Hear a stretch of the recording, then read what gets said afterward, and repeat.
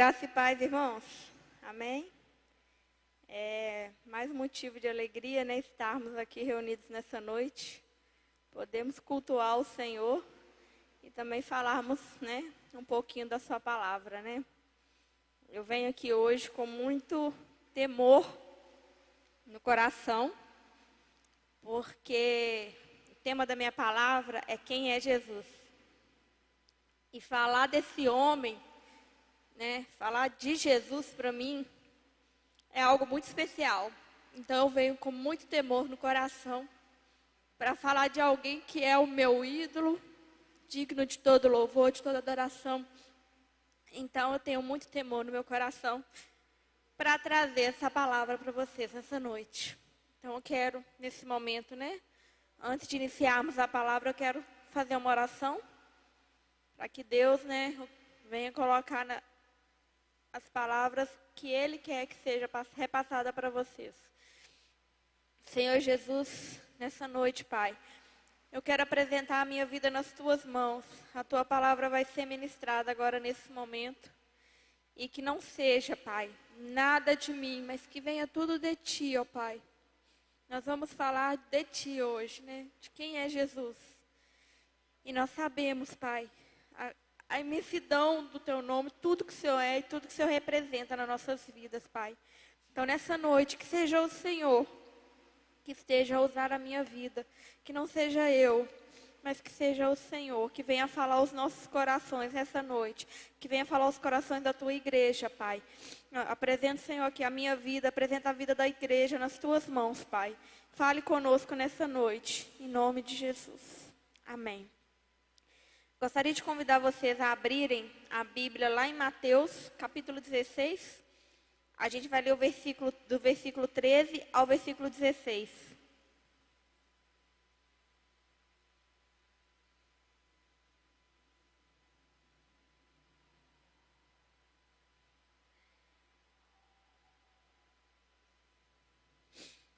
Podemos ler? Chegando Jesus à região de Cesareia de Filipe, perguntou aos seus discípulos: quem os homens dizem que o Filho do Homem é? Eles responderam: alguns dizem que é João Batista, outros Elias, e ainda outros Jeremias ou um dos profetas. E vocês? Perguntou ele. Quem vocês dizem que eu sou? Simão Pedro respondeu: tu és o Cristo, o Filho do Deus vivo. Vou repetir o final. Simão Pedro respondeu: tu és o Cristo, o Filho do Deus vivo. Amém? Podeis assentar. Antes de iniciar essa palavra, eu quero perguntar para você, né? Queria que você refletisse no seu coração. Quem é Jesus para você? Abigail, quem é Jesus para você? Igor, Yassara, Henrique, Josiel, Raquel, todos vocês que estão aqui nessa noite. Quem é Jesus? Você já parou para pensar? Acho que o nome de Jesus hoje ele tem sido muito banalizado. E às vezes a gente não para refletir quem realmente foi e é, né, Jesus. Quem ele foi como homem aqui na terra, quem ele é hoje como Deus. Então muitas vezes a gente, para nós hoje, né, a gente banalizou muito isso. E muitas vezes eu vejo, ou às vezes eu sou assim também, não transmitindo para vocês, mas nós somos assim. A gente vem à igreja em busca de um relacionamento de troca com Jesus. O nosso relacionamento, quando a gente vem à igreja, a gente quer receber algo, a gente quer sugar, né, tudo que Jesus tem para nós. Quando fala que está tendo campanha de cura e milagre, a igreja lota, porque nós não viemos por Jesus, a gente vem atrás do milagre e da cura. E as coisas, né, a ordem está invertida. Essa ordem ela está invertida porque a gente não tem que vir à igreja atrás de cura e milagre, a gente tem que vir à igreja atrás de Jesus. Quando a gente vem atrás de Jesus, as coisas acontecem. Acontecem milagres, acontecem curas, restauração, perdão, acontecem muitas coisas. Mas a gente a gente inverte muitas vezes a ordem aí. Porque a gente não entende realmente quem é Jesus. A gente esquece tudo que aconteceu, tudo que foi feito para nós estarmos aqui hoje. Então, quando a gente esquece de tudo isso, a gente banaliza muito o nome de Jesus. E às vezes a gente vem aqui só porque é uma reunião social, né? Só porque eu tenho uma promessa de que eu vou morar no céu. Está errado também. A gente quer morar no céu? Queremos morar no céu. Mas a gente precisa vir à igreja adorar a Jesus. Morar no céu é consequência de servir a um Deus maravilhoso que tem para nós uma herança, uma terra, um céu onde não haverá mais choro, onde não haverá dor. É consequência de servir a Deus. Eu não sirvo a Deus porque eu quero ir para o céu. Não. Eu sirvo, o fato de servir a Jesus, de adorar a Jesus, isso vai eu vou ter a consequência de ir morar no céu, de ter uma vida eterna. É a promessa de Jesus para nós. Então, a gente tem invertido muitas coisas e talvez a gente precisa resgatar no nosso coração quem é Jesus, para acender a chama no nosso coração novamente de quem Ele foi, de quem Ele é, do que Ele representa para nós. Se a gente for lá em João 3,16, é um versículo muito conhecido. Eu trouxe os versículos maiores aqui, porque eu estou sem óculos. E a letra da minha Bíblia já está pequena para mim, já está aqui. João 3,16, né, muito conhecido aí, né, de todos nós, fala o seguinte: porque Deus amou o mundo de tal maneira que deu seu Filho unigênito para que todo aquele que nele crê não pereça, mas tenha a vida eterna. Então, o princípio começa aqui. É isso aqui que significa. O que isso, na realidade, na prática, significa para a gente? Quando a gente vai lá atrás, vai tentar entender o que é o sacrifício de Jesus. Antigamente, lá no Velho Testamento, as pessoas, quando elas pecavam, elas precisavam oferecer um sacrifício. Lá no livro de Êxodo, descreve todos os tipos de sacrifício que precisam ser feitos quando as pessoas pecavam. Elas precisavam oferecer, às vezes era um cordeiro, um pombo. Tem vários tipos de sacrifícios que eram oferecidos. E as pessoas, elas não tinham acesso a Deus. A única pessoa que chegava, que intercedia a Deus pelas pessoas, eram os sacerdotes, que viviam lá no tabernáculo, no templo. Então, essas pessoas, elas não tinham acesso a Deus. Elas só tinham acesso a Deus através do sacerdote. Elas chegavam até o sacerdote, levavam o seu sacrifício, de acordo com o que era apresentado lá no livro de Êxodo. São várias formas de sacrifício. E aí, de acordo com aquilo que era apresentado lá, de acordo com o pecado dele, ele levava o seu sacrifício e apresentava o sacerdote. O sacerdote, ele pegava esse sacrifício e oferecia ele a Deus. E tinha também o sumo sacerdote, era o cara que poderia estar perto, estar próximo de Deus. E naquela época existia o véu do templo que separava o lugar santo do lugar santíssimo. E o sumo sacerdote, ele poderia entrar no lugar santíssimo uma vez ao ano para estar com Deus, estar na presença de Deus. Então, se vocês observarem, era algo muito, muito restrito. Nós não tínhamos, se a gente vivesse naquela época, a gente não tinha acesso a Deus diretamente, só através dos sacerdotes. E o que Jesus significa para a gente?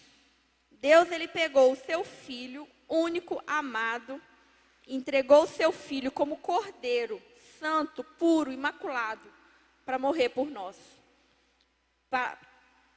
Jesus, ele morreu por nós, por causa dos nossos pecados, para que nós pudéssemos ser perdoados, para que nós pudéssemos ter acesso ao Pai. Porque quando Jesus, ele é crucificado, esse véu lá do Velho Testamento, que eu acabei de falar para vocês, que era só o sumo sacerdote que poderia entrar no lugar santíssimo, ele passava pelo véu, entrava no lugar santíssimo, ali, uma vez ao ano. Só o sumo sacerdote podia fazer isso. Quando Jesus morreu, o véu ele foi rasgado. E quando o véu foi rasgado, nós passamos a ter acesso direto ao Pai. A gente passou a ter acesso direto ao Pai. Eu não precisava mais de um sacerdote oferecer sacrifício por mim. Eu não precisava mais de que um sacerdote oferecesse um cordeiro, oferecesse um sacrifício no meu lugar. Eu não precisava disso mais. Jesus foi o cordeiro que morreu por todos nós. E Jesus foi aquele que morreu por nós. Jesus foi aquele que o véu, quando ele morreu, o véu foi rasgado de alto a baixo. E a partir daquele momento, nós passamos a ter acesso direto a Deus. A partir daquele momento, nós não precisamos mais pedir para ninguém interceder por nós. A partir daquele momento, a gente podia orar ao Senhor e pedir que Ele nos abençoasse. Através da vida de Jesus. Através da vida desse homem que morreu na cruz lá por nós. Esse é Jesus. O homem que morreu por nós, que pagou um preço alto. Como ovelha muda, ele foi para o matadouro. Sem merecer, sem pecado algum. E falar desse homem, falar de Jesus, é algo assim, muito complexo. Porque eu poderia ficar aqui a noite inteira falando quem foi Jesus. E mesmo assim, eu não conseguiria alcançar, chegar perto daquilo que ele foi, daquilo que ele é, daquilo que ele representa na nossa vida. Da grandeza desse homem. Porque a gente não conhece nada, nem ninguém além dele. Perfeito, ele foi perfeito. E é difícil para a gente enxergar algo perfeito, porque a gente não conheceu, a gente não viu ele. Então, por isso que muitas vezes a gente banaliza o nome de Jesus. Muitas vezes a gente esquece quem foi Jesus. Lá, quando a gente pensa aí no texto que eu li com vocês, Mateus 16, capítulo 13, versículo 16. Jesus, ele pergunta para os discípulos quem as pessoas dizem que ele é. E ali, eles começam a responder para ele, né? Eles vão lá, eles respondem. Primeiro, né? Alguns dizem que é João Batista. Só que João Batista, ele é o cara que ele veio para abrir o caminho. Ele é o cara, ele não é protagonista da história. A gente poderia falar que ele é o segundo, o terceiro, mas ele é o cara que veio preparar o caminho. Então, a mentalidade das pessoas ao comparar ele com João Batista, né? É pensar assim, é pensar pequeno ao comparar, porque Jesus, ele não veio para, ele é o caminho, a verdade e a vida. E quando ele foi comparado com João Batista ele é o cara que ele veio abrir o caminho, né? Muitas vezes a gente se conforma com coisas na nossa vida que não são protagonistas da nossa história. Ali o protagonista da história foi Jesus, é Jesus o protagonista da história. Não era João Batista. João Batista era uma bênção, mas não era João Batista. João Batista ele só veio apenas para abrir o caminho, preparar o caminho para Jesus. E aí se a gente continuar no texto que eu li com vocês, eles falam, outros te comparam a Elias. Elias também foi um profeta abençoado. Tem histórias maravilhosas de Elias, eu gosto muito da vida de Elias, da história dele. Ele foi um profeta muito abençoado. Só que Elias também era homem como nós. Se você pegar a vida de Elias, a gente encontra falhas na vida de Elias. Elias, ele teve medo. Quando ele matou os profetas de Baal, ele fugiu de medo de Jezabel. Ele foi se esconder, ele teve medo. Jesus, quando ele estava prestes a ser crucificado, quando Jesus ele ia ser crucificado ali, e os soldados apareceram, quem é Jesus? Ele disse, sou eu. Ele sabia tudo o que ia acontecer naquele momento. Ele sabia que ele seria levado preso, ele sabia que ele ia ser crucificado. Mas ele não teve medo. Ele preferiu obedecer, ele preferiu acreditar no propósito de Deus, ele preferiu acreditar nas coisas que Deus tinha planejado. Jesus, ele não teve medo, diferentemente de Elias. Porque Elias era um homem comum. Foi um profeta abençoado, mas era um homem comum. Se a gente continuar lendo aqui, Jesus também vai ser comparado com Jeremias ou um dos profetas. Jeremias, ele é conhecido como profeta chorão. Foi apelidado como profeta chorão. Porque quando ele profetizava muitas coisas ruins para Israel. E aí ele, se compadecia do povo, chorava pelo povo, de tristeza pelas coisas que ia acontecer com o povo. Só que assim, ele chorava pelo povo, mas ele não tinha o poder de mudar a história daquele povo. Ele sabia tudo que ia acontecer com aquele povo, mas só que ele não tinha o poder de mudar nada. Então, Jeremias também foi um homem comum. Se a gente pegar a história de Jesus, Jesus também chorou. Jesus tinha um amigo chamado Lázaro, e quando Lázaro morreu, ele chegou lá, Lázaro tinha morrido. Ele chorou pelo seu amigo. Ele chorou pela dor das suas irmãs, junto com elas. Só que Jesus, diferentemente de Jeremias, ele tinha o poder de mudar aquela história. Jesus, diferentemente de Jeremias, ele tinha o poder de ressuscitar Lázaro. Ele ressuscitou Lázaro. Além de ressuscitar Lázaro, ele morreu e ressuscitou ao terceiro dia. Diferentemente de Jeremias.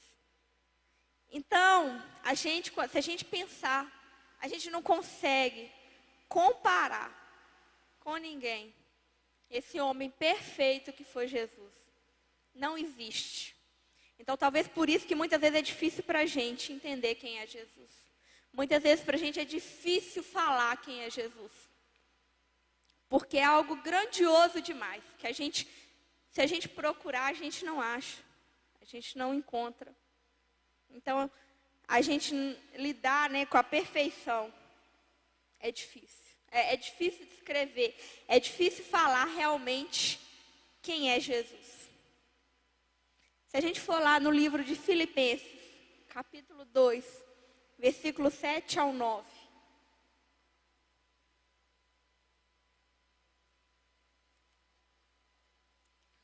Vai falar o seguinte, desse homem chamado Jesus. Mas esvaziou a si mesmo, vindo a ser servo, tornando-se semelhante aos homens, e sendo encontrado em forma humana, humilhou-se a si mesmo, e foi obediente até a morte, e morte de cruz. Por isso Deus o exaltou à mais alta posição, e lhe deu o nome que está acima de todo o nome.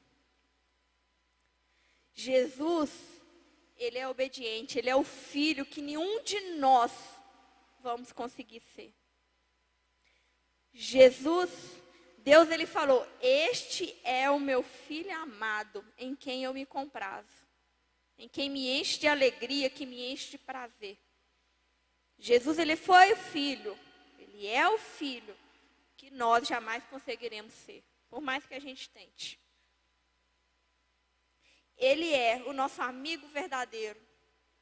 Quando a gente precisa de alguém, tem a música, nele a gente pode confiar. Não vou cantar, cantar deixa para o meu marido. Não faz parte de mim aí cantar. Mas nele a gente pode confiar, ele é o nosso amigo verdadeiro. Jesus, ele é amor.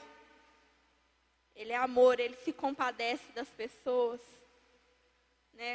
A gente tem história lá na Bíblia, a Bíblia conta de uma mulher que estava prestes a ser crucificada.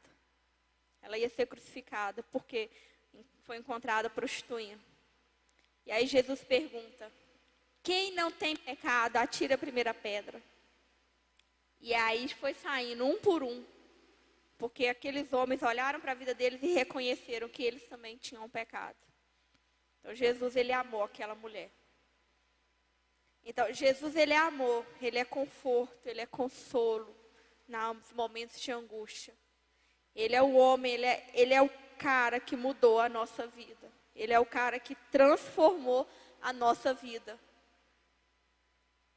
Jesus, ele é a paz que excede todo o entendimento humano. Ele é a paz que penetra no nosso coração. Em dias difíceis, em situações complicadas, Ele é a paz. Que Ele traz paz ao nosso coração. E a gente entende, né, que a gente pode confiar. Mesmo que esteja tudo difícil. Mesmo que esteja tudo ruim. Ele é a esperança de dias melhores.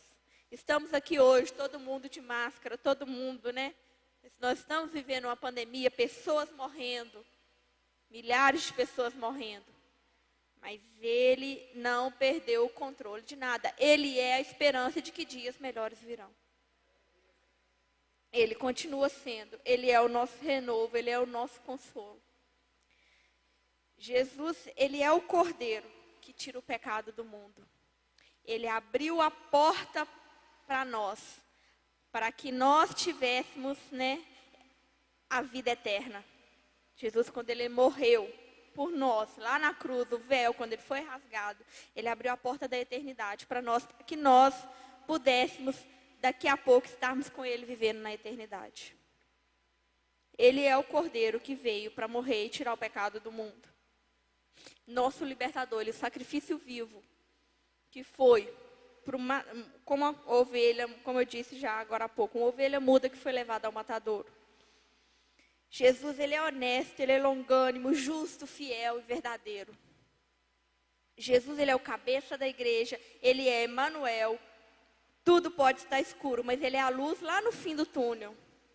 A gente pode estar passando por situações difíceis, mas Ele é a nossa luz lá no fim do túnel, que vai trazer para nós conforto, vai trazer para nós refrigério. Ele é o nosso socorro bem presente na hora da angústia. Jesus, Ele é o pão da vida, Ele é fonte de água viva. Servo bondoso, manso, humilde. Tudo isso que eu estou falando, irmãos. Eu não trouxe aqui, mas tudo isso aqui, hoje à tarde eu sentei. E eu queria descrever quem era Jesus para mim. E aí eu fui escrevendo tudo isso que foi me vindo à mente. Eu comentei com o Josiel que hoje nós fomos para um sítio. E lá não tinha internet direito, não tinha nada. Eu falei, Jesus, vou sentar aqui agora e vou começar a pensar quem é Jesus. E aí eu fui lembrando de passagens bíblicas que foi me trazendo a memória de quem é Jesus. E aí eu fui anotando.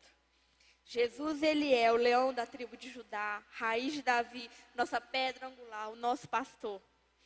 Ele é Rei e Senhor, Ele é o nosso mestre e salvador. Ele é o alfa e o ômega, né? Princípio e fim. Tem até a música, né? Meu amor. Josiel canta, eu não. Ele é a esperança de um mundo melhor. Muitas vezes, nós estamos com a nossa vida destruída.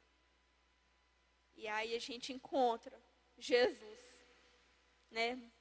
Não sei vocês, eu não cresci na igreja, né? Eu me converti aos 18 anos de idade.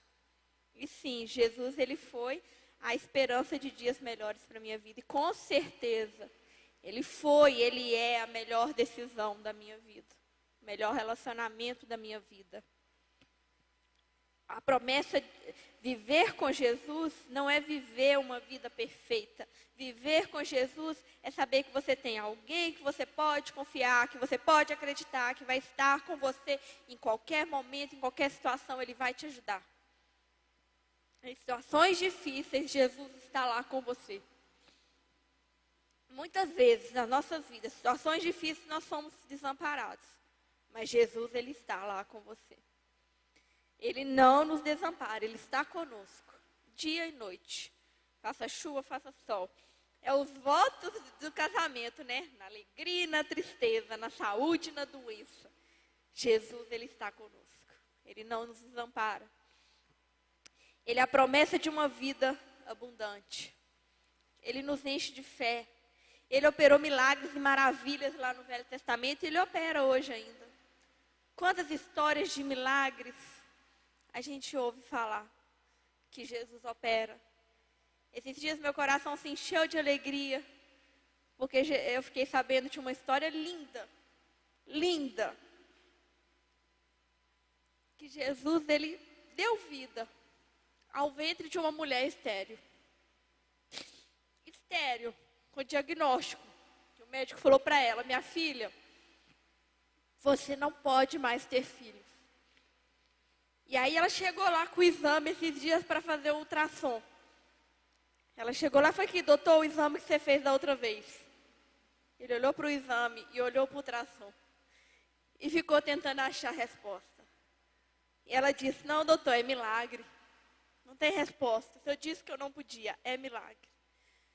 Então, esse Jesus que lá no Novo Testamento, lá, como homem lá, operou vários milagres e maravilhas. Ele ainda opera milagres e maravilhas nos dias de hoje.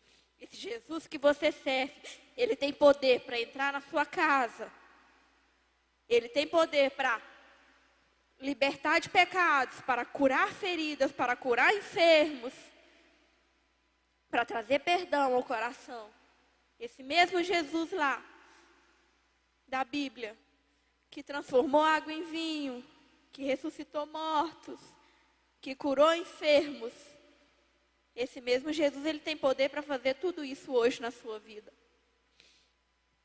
Ele é o nosso conselheiro, legislador, advogado fiel, o nosso mediador diante de Deus. Ele é misericordioso, cheio de compaixão. Ele tem plena confiança e intimidade com Deus. Por isso que Deus, ele olhou para Jesus e falou, esse é meu filho amado em quem eu me comprazo. Porque ele teve plena confiança em Deus.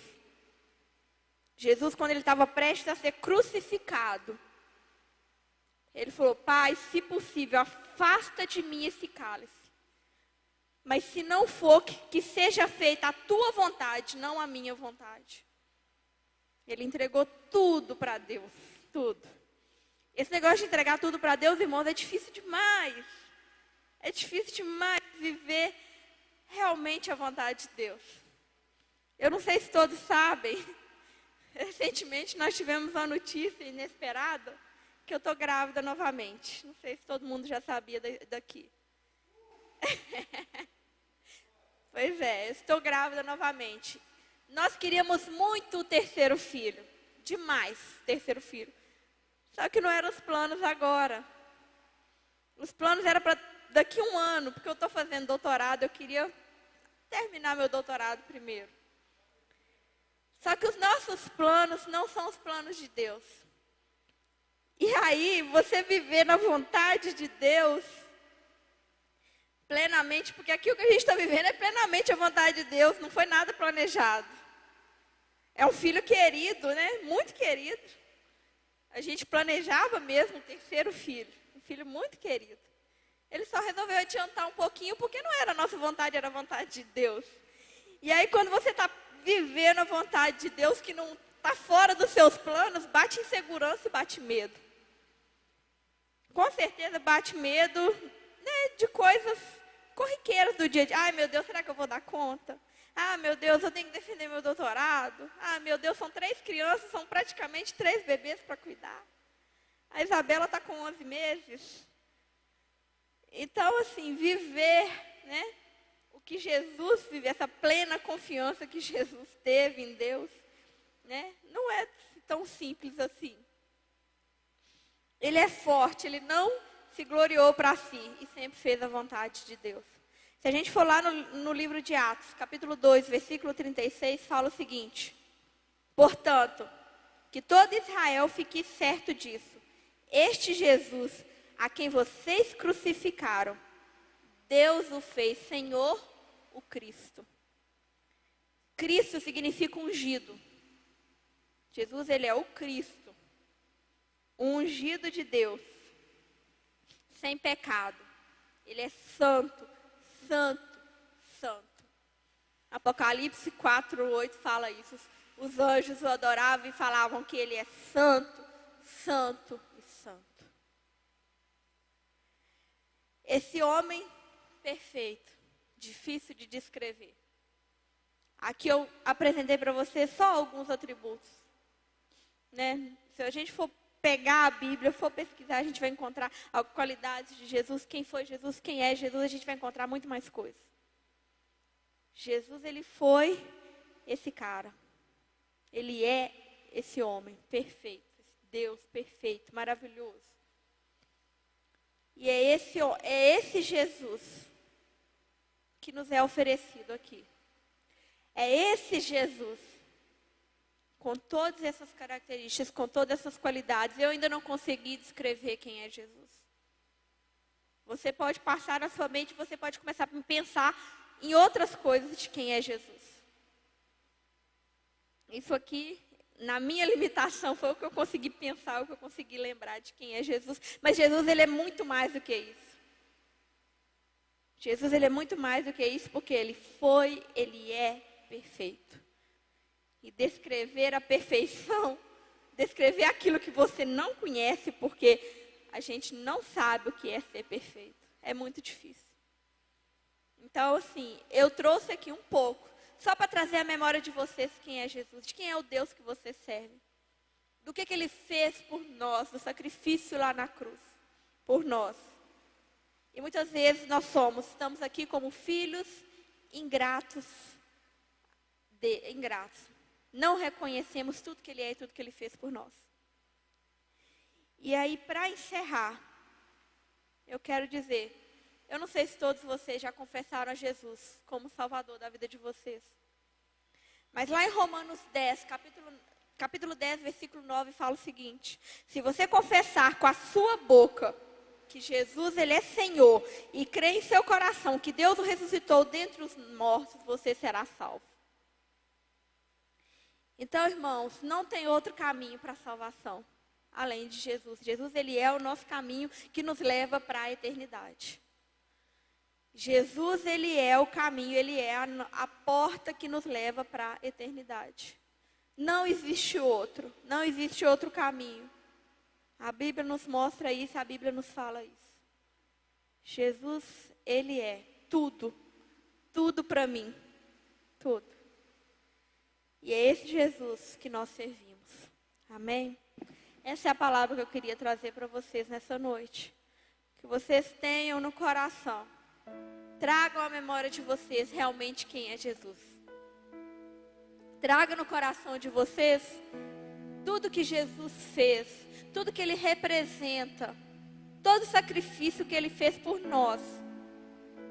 Ele não teve pecado nenhum, ele não merecia estar lá, mas ele foi um filho obediente, que obedeceu o plano, o propósito de Deus, para que nós pudéssemos estar aqui hoje. Para que eu e você pudéssemos sermos salvos, Jesus, ele morreu naquela cruz por nós. A morte de cruz, irmãos, era uma das mortes mais vergonhosas naquela época, porque morria os piores bandidos daquela época, eles eram crucificados.